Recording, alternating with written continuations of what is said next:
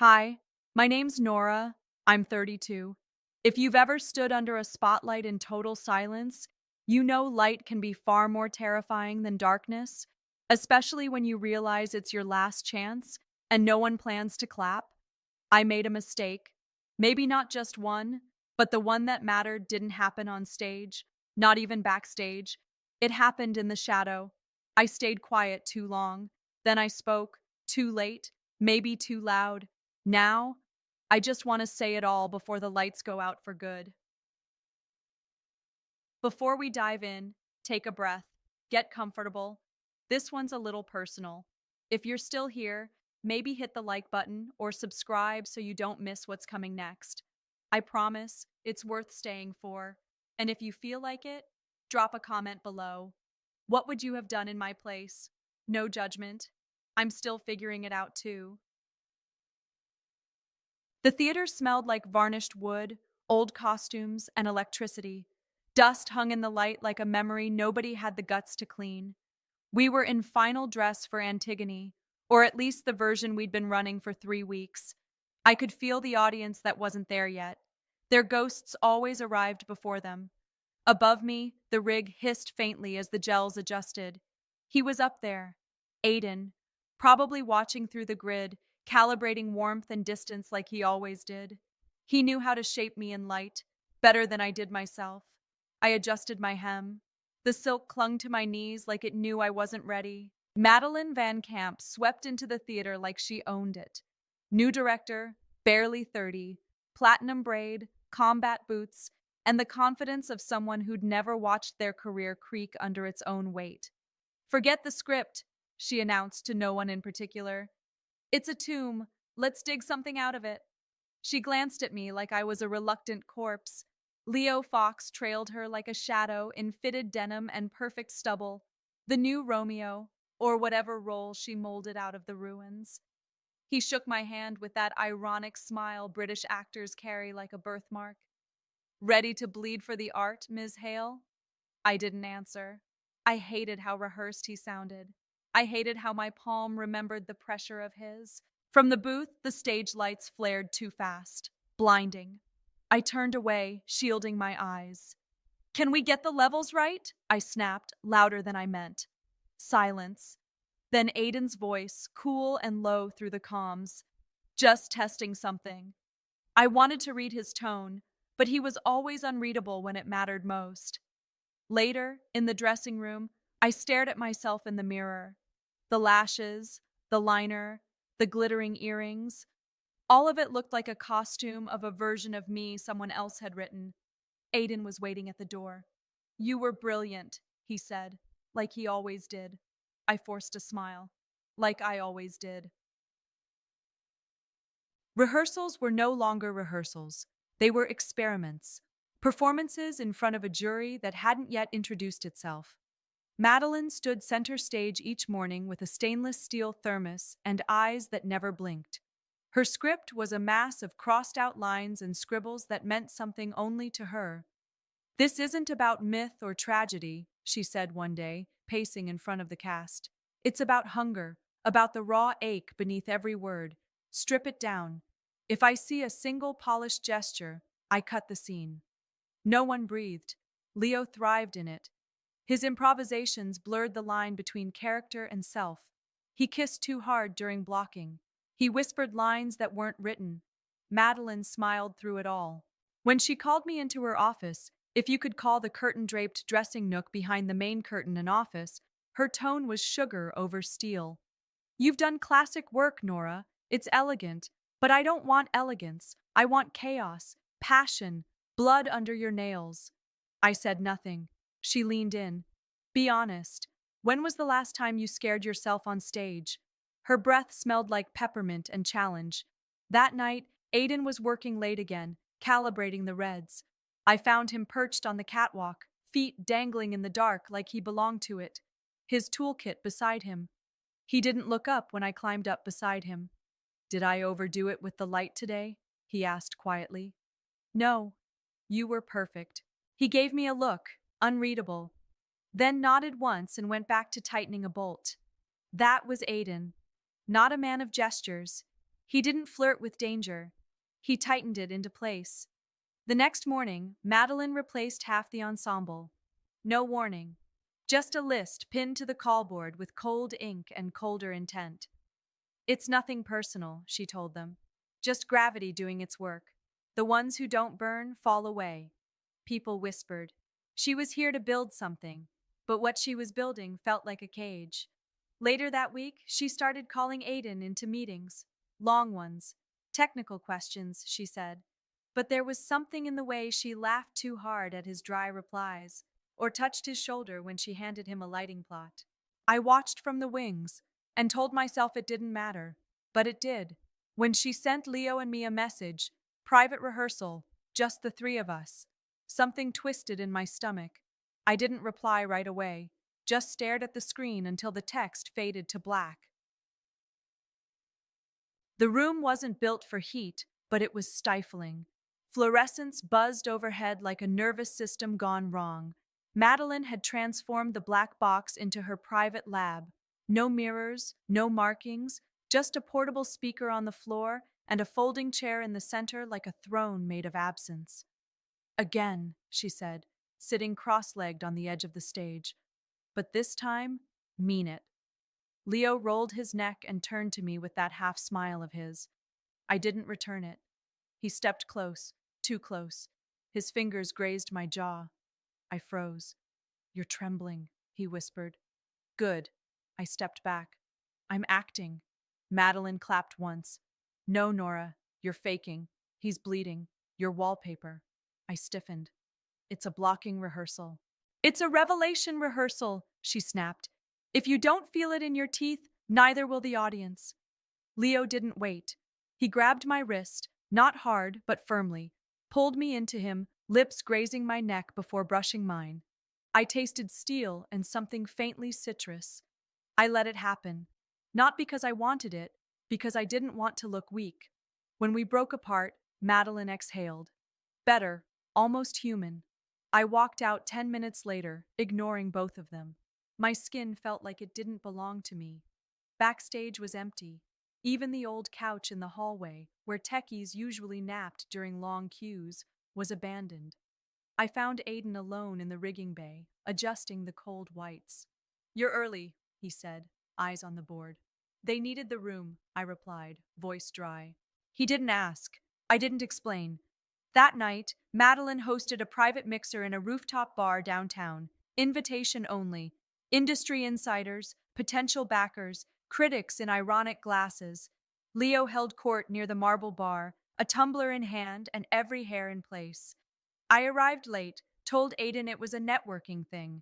He didn't look up from the sink, just said, right. The skyline glittered like jewelry behind tinted glass. Madeline greeted me with 2 kisses and a champagne flute. Now you're shining, she purred. Somewhere between drink 2 and 3, Leo pulled me aside. You ever think about doing film? He asked. Not really. You should. You've got that damaged glamour thing. I laughed too loudly. Someone snapped a photo. He leaned in. It wasn't romantic. It wasn't slow. It just happened. And then it stopped. I looked up, and someone had seen. Silence has weight. After the rooftop, it hung in our apartment like dust. Aiden didn't ask how the party went. He didn't ask why I got home at 1:17 a.m., smelling like stale gin and rooftop wind. He just turned off the kitchen light and went to bed. The next morning, he left before sunrise. No note, just the soft, habitual click of the door. At rehearsal, things were louder. Whispers chased me down the corridor like stage smoke. Did you see them last night? Not very professional. Madeline made no attempt to quiet the buzz. In fact, she smiled through it, like a spider satisfied with the tension in her web. During a lighting test, Aiden missed a cue. He never missed cues. A bright, harsh beam slammed across my face mid-scene. I flinched. Cut! Madeline barked, shielding her eyes. Is someone trying to blind my lead? Aiden's voice came through the comms, low and expressionless. Just testing something. Everyone turned. He stood in the booth, motionless, hands folded over the control board. My breath caught. He didn't look at me. Later, I found him backstage coiling cable with quiet precision. I opened my mouth, closed it. "You've got something to say?" he asked without turning. I swallowed. "Nothing important." He nodded, as if that confirmed something he'd already known. Over the next few days, things shifted. Aiden stopped eating dinner at home. His schedule changed without warning. His silences weren't cold. They were clean, surgical. He was peeling himself out of our life 1 minute at a time. Meanwhile, Madeline called extra rehearsals. Leo kept pushing boundaries on stage, touching too long, speaking too close. Madeline applauded him, calling it truth in discomfort. I let it happen. Not because I didn't care, but because I didn't know where else I belonged anymore. Grapevines twisted tighter. Then came the photo. Someone printed it out and left it, without note, on the console in the lighting booth. Black and white. My face blurred. Leo's lips too close to mine. The rooftop blurred behind us. Aiden stared at it. 1 second. 2. Then folded it once and dropped it into the trash, smooth as turning a page. No drama, no confrontation. That made it worse. Back in the green room, Greer, the costume assistant, looked at me and said, "You're breaking your own bones, you know that?" I stared back, blank. "What are you talking about?" She shrugged.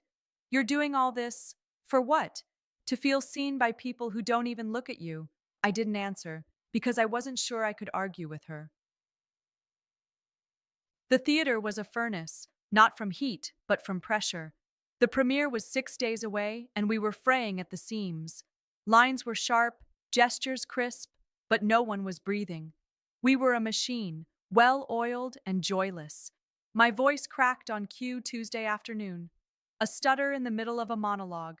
Just one word, but Madeline stopped the run. Again. I cleared my throat, tried, failed. Again. Nothing came out. Silence.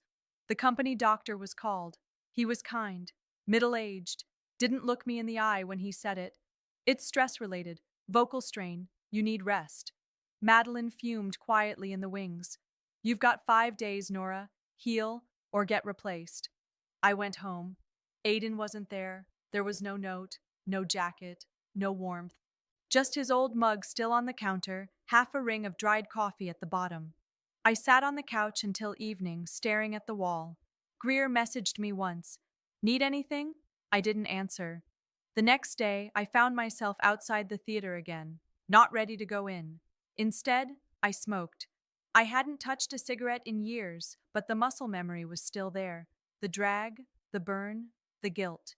Greer stepped out from the side entrance and spotted me. "Well, if it isn't a vintage bad habit," she said. I laughed once. It came out like glass. She leaned against the wall beside me. "You know, Nora, I used to think you were untouchable, like marble. Then I saw you cry behind the flats last week, and now I see you like this. Honestly, you're more interesting this way." I didn't respond. She nudged me. "So, you gonna burn the whole house down, or just the kitchen?" Before I could answer, a voice called out from the lobby. "All cast to main stage, now." Inside, the house was filled. Madeline stood downstage, dressed like she was accepting an award. "We're doing a run for the investors," she announced. "Full tech, full cast, lights, mics, everything." "But," someone said. She cut them off. "We show them what they paid for." The lights dimmed. Cue music. Except there was no light, just blackness. Then, one harsh spotlight. It hit me directly. Alone, blinding, paralyzing, and from the booth, a sound, a voice, quiet, familiar, mine, played over the speakers. With him, I feel off, like I shut myself off when he's around. The recording, from the rooftop. The audience stirred. Madeline's eyes widened. I couldn't move. The light stayed. The voice faded. Then nothing but dark. Silence fell like a curtain. Not the kind that ends a performance, but the kind that signals something broke. The spotlight died. I stood there, breath locked in my throat, eyes searching the shadows, not for applause, not for Madeline, only for one place to hide. But there wasn't one. Someone coughed. Another shifted in their seat. Murmurs began, soft and unsure. Madeline stepped forward slowly, voice tight. Technical delay, ladies and gentlemen. We'll resume shortly. But she knew. Everyone knew. I walked off stage, not by blocking, just walked. Down the narrow stairs, past the whispering crew, into the fluorescent lit hall that suddenly felt like a crime scene. Greer caught me outside the dressing room. What the hell was that? I couldn't speak. My hands shook. I pulled off my wig with a rip. Did you know they recorded you? She asked. I shook my head. Do you think it was Madeline? No, I croaked. It wasn't her voice on the rooftop. She blinked, stunned. Then who? But I already knew. I found him in the lighting bay, quiet, composed, coiling a cable like it was just another night. Aiden. He didn't turn. Was it you? Still no movement. You recorded me, I said. Played it, in front of everyone. He finally faced me, calm, tired. You said it. I just turned up the volume. My stomach dropped. Why? Why now? Because I needed you to hear it. Not just say it in the dark, hear it, like I did. I swallowed. You could have talked to me. I did, Nora, for years, in quiet ways. You stopped listening. We stood in the half-light of the tech room. The console lights blinked faintly behind him, like silent witnesses. You humiliated me, he exhaled. No, you did that. I just stopped protecting you from it. There it was. Not anger, not cruelty, just resignation. The final click of a door closing gently. I loved you, I whispered. He nodded. I know. He turned back to the board. I left. Later, in the wings, Madeline addressed the press in a rushed briefing. What you witnessed was a conceptual pivot, a commentary on surveillance, vulnerability, fractured identity. But one of the sponsors cut her off. A tall woman in tailored gray, holding a clipboard like a sword. We don't fund chaos, cancel the run. And just like that, the show collapsed.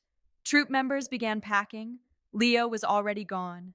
By morning, the posters were peeled off the doors. The play was dead, and something in me was too.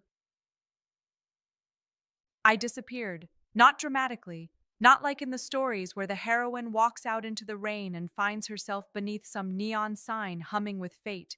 No, I simply stopped showing up. No rehearsals to wake up for, no makeup to wipe off, no one waiting at home. I moved into a friend's spare room, small, with yellow walls and a window that wouldn't close properly. Greer checked in once, brought tea, didn't ask questions. And one morning, I found myself in a dance studio on the east side. Bare floors, cracked mirrors, a clock that ticked like it had opinions. I sat cross-legged against the wall while a retired vocal coach named Mrs. Lorne asked me to breathe. Not speak, not recite, just breathe. You sound like someone who used to sing, she said. I nodded. And someone who forgot why. She made me read poetry, slowly, then aloud, then facing the mirror. I didn't see an actress, just a woman trying to sound like herself again. Meanwhile, the theater went silent, literally. The sponsor pulled out. Madeline's production got shelved. Her social media filled with cryptic posts. Some revolutions are too honest for their own time. No one replied. Then one afternoon, the internet blinked with something else. A video, black and white, shot in a single take. It was me, standing barefoot in that empty studio, reading Cleopatra's last monologue. No costume, no tears, just the words, and a single warm light, posted under Aiden's account. Caption: she never needed the stage, just space. At first, a few comments. She's back? Raw. Better than anything on streaming right now. Then it spread. Shares, quotes, duets, reaction videos. People wrote, first time I believed that monologue meant something. Never seen vulnerability like this. She doesn't act. She confesses. I didn't know how to feel. Gratitude wasn't the right word. Neither was shame. I didn't call Aiden, but I started showing up at the studio every morning. Same time, same breath, same mirror. not to reclaim anything, just to keep going. And then one day, Greer walked in holding a stack of flyers. "You've got fans," she grinned. "They want to see more. Live." I blinked. Live? Yeah, a show, a space. No sets, no costumes, just voice. I hesitated. "But we have no theater." She raised an eyebrow. "Sure we do." She held up a sheet. It read, "One night only, Nora Hale, just light, just voice." And beneath it, location, Riverdale Theater. The Riverdale Theater looked different in daylight. Less mythic, more tired, paint peeling at the corners of the door frames, poster glue flaking like dry skin. But as soon as I stepped into the lobby, I felt it, this hum beneath the walls. Not the echo of crowds, but something quieter. Possibility. Greer had already set up camp by the box office with a folding table and a handwritten sign. Suggested donation. Whatever truth is worth to you. No one laughed. They paid. Inside, the house was half lit. No ornate backdrops, no orchestra warming up. Just rows of folding chairs and the smell of clean wood and dust. Somehow, it was enough. I stood center stage in jeans and a dark shirt. The mic was off. The lights were bare. Just one warm floodlight, set low, casting a circle of breath around my feet. The curtains were gone. Aiden was in the booth. He didn't look at me, just adjusted the levels with practiced fingers and a stillness I recognized as focus, not distance. When Greer stepped into the wings, she whispered, "They're ready." I nodded, even though I wasn't. Then the lights dimmed everywhere but around me. I took a breath, and I spoke. Not lines, not Cleopatra, not Antigone. Me. I told them about the silence, about how easy it is to perform until you forget what your own voice sounds like. I told them I'd been so afraid of being small that I made myself invisible. I told them what it's like to love someone who never asked you to be more than you are, but you pushed them away anyway, chasing noise. No drama, no tears, just words, warm and uncoded. When I paused, they didn't move. When I looked up, they were all leaning forward. Somewhere near the third piece, Aiden adjusted the backlight. A soft halo caught in my hair, just enough glow to trace me in silence. A visual whisper, "I still see you." I didn't break. I kept going. And when the last line left my mouth, "I don't fear the dark anymore, because I remember where the switch is." There was no applause, not right away, just stillness. And then, like a slow tide, they rose. No roaring, no curtain call. Just a standing sea of people, hands coming together in something that sounded like forgiveness. Applause faded slowly, like the final note of a song that didn't want to end. I stepped off stage without bowing. It didn't feel right. The light followed me for a second, then dimmed. Aiden knew when to let it go. Backstage, Greer grinned and handed me a towel and a bottle of water like I'd just run a marathon. Well, that wasn't terrible. I let out a breath I didn't realize I was holding. They came. They did more than come, she said. They listened. We didn't speak after that, just sat in the quiet. For the first time in months, I didn't feel like I had to explain myself. The next day, my phone wouldn't stop buzzing. Not with drama, not with gossip, with grace. Clips from the performance circulated everywhere. One had over 500,000 views before noon. Someone typed beneath it, "She told the truth. That's all we've been waiting for." Another, "She wasn't acting, she was surviving." Offers started trickling in. Interviews, podcasts, even a branded video campaign about reclaiming identity. I ignored most of them, but one message caught my eye. It wasn't flashy. No blue check mark. Just, "I watched. You reminded me why I stayed in this work. Thank you. Aiden." No flourish, no invitation, just a note, like a hand offered in silence. That week, the Riverdale Theater did something no one expected. They reopened the black box space under a new name, the Bear Stage. It wasn't about scripts or spectacle anymore, just raw work, unfiltered voices. Greer took the lead. She organized readings, open mic nights, monologue circles. No directors, no producers, Just people trying to be real in a room full of strangers. I came by once, just to sit in the back row. Someone was reading a poem about their father's voice. I cried, quietly. No one noticed. Later, Aiden slipped into the seat beside me. He didn't say anything. Neither did I.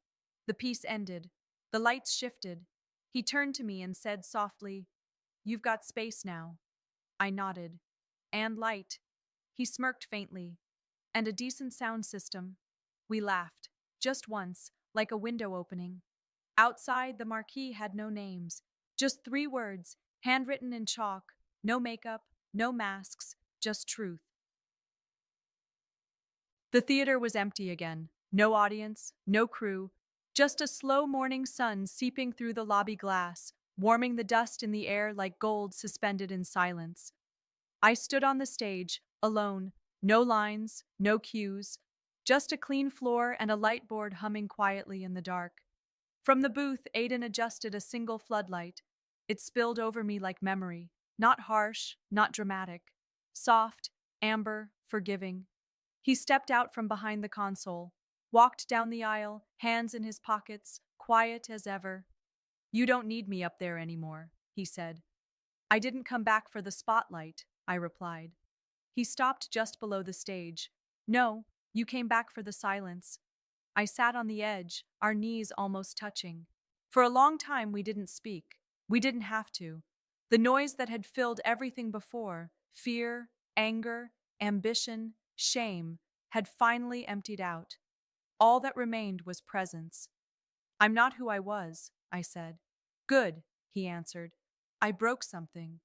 "Yeah," I swallowed. "Can it be unbroken?" He looked up at me, calm and unblinking. "No, but it can become something else."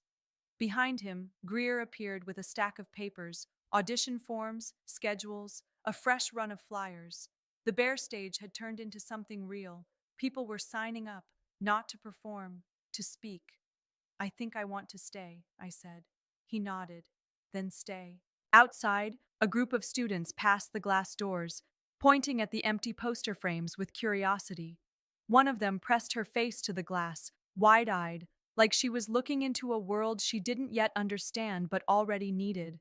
Aiden turned to go. "I'll be in the booth." "Hey," I called after him. He paused. "Thanks for never turning the light off completely." He smiled without looking back. "You're welcome, but you're the one who finally flipped the switch." Later, we sat together in the back row, just the two of us. The house lights dimmed automatically on a timer, the kind he'd programmed years ago. The last thing he said before the darkness settled around us: "You don't need a script anymore, Nora." And I didn't.